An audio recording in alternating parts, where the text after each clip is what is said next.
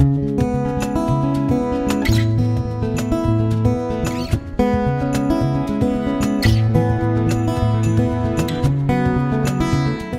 Pete from Cheap Homesteading, and today we're going to do a little bit of an update on my indoor seed starting. These are the tomato plants that I started in the middle of March, and they have done absolutely awesome. I planted them in Pro Mix, and I planted them in bigger pots. Other years I used those peat pots and the small little peat pots.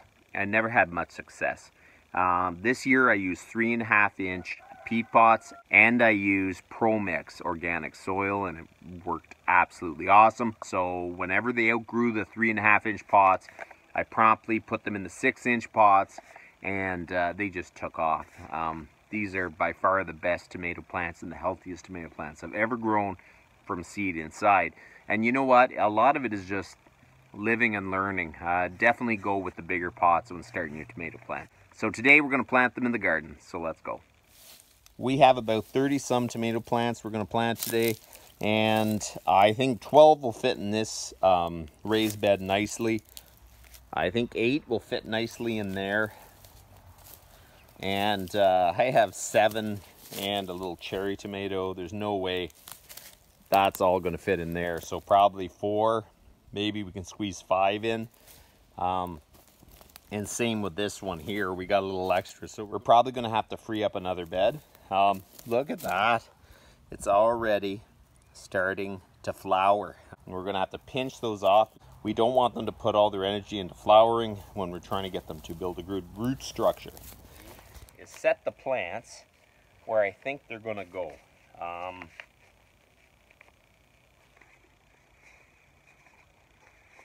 It just gives me a good idea of how many plants will fit in that area.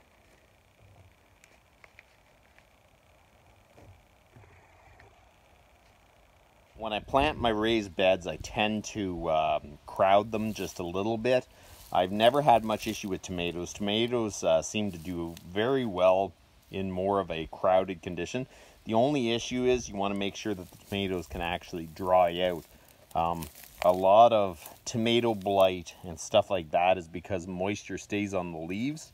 Okay, so now that we got all the tomatoes sitting out and we know that we got enough space, we can actually start planting them.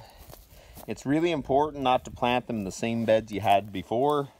I think I had tomatoes in this one before, but I changed out pretty much all the dirt, so I think it'll be okay. One thing about tomato plants, all other plants you're not supposed to bury it deeper than the actual dirt level. Tomato plants, you can bury it as far down as you have room.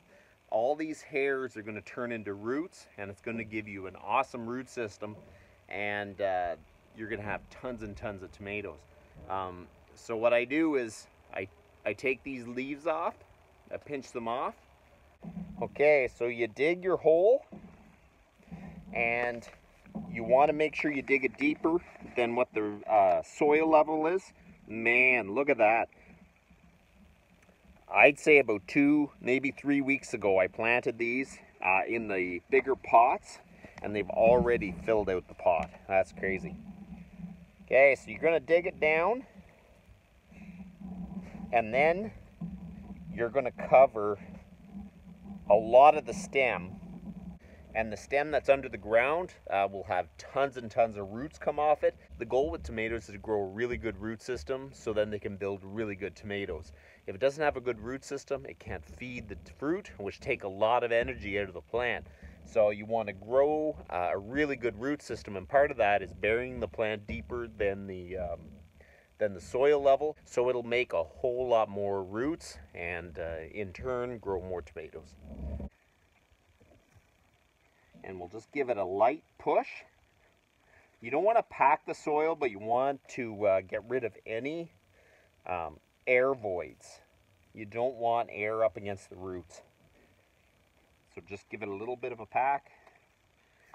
Move the dirt around. There you go, we got 2 done.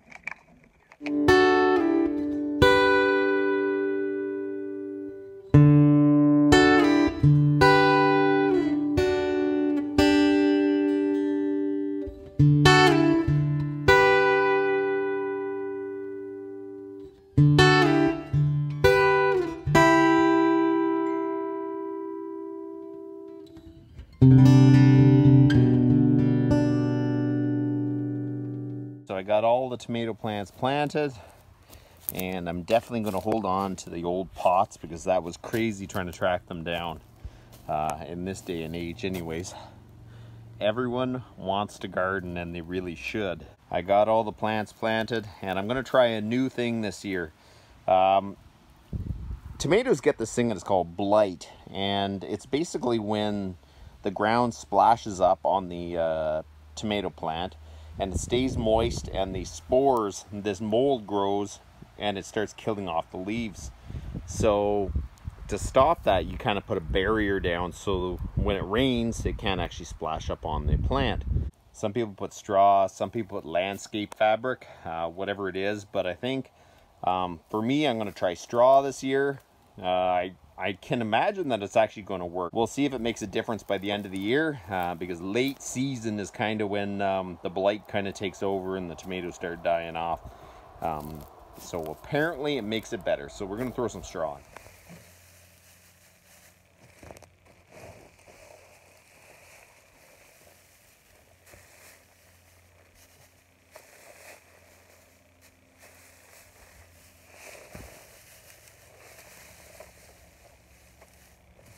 So I got all my tomatoes planted. I tried the straw method to keep the blight down.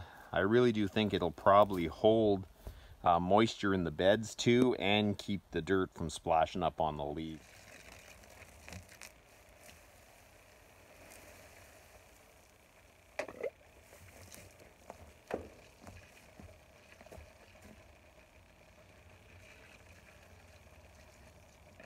So there you go, all the tomato plants are planted. I got the straw on to try to keep the blight down.